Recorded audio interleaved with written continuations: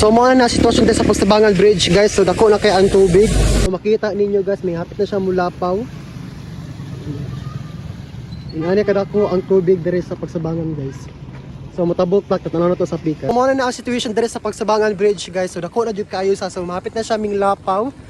So kung makita ninyo guys, lawak kay ang tubig, dako kayo siya. So 3D siya sa igulan. So ingani na jud ang situation. So sa bukid ani paspas kayo ang bundak. So makita na to diri guys, grabe jud ang baha. Dako kaayo. Diba? So nato mga followers diri guys, diba? So mutabok ta sa pikas guys para makita ninyo. So mao na niya siya guys. Dako kay ang tubig diri Andi diri sa ubos guys, kay makita na to din sila kuya nga nanguha og lubi. Kay ilaha po ring himuong kopras. So nakatabang po din sa ilaha guys og sa river kay dili mo bara ang tubig. So ang ani. Himo siya ang elementary school sa Pagsabangan. So makita ninyo din. Din ang Pagsabangan River is known jud ni siya sa mga baha. Labi na kanang street ang ulan sa gulay bagyo. Kay sa bukid mo down jud ang tubig. Kay buyan jud na nila.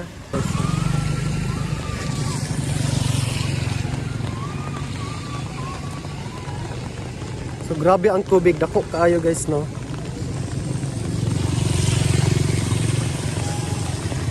So nanay dyan sa red color.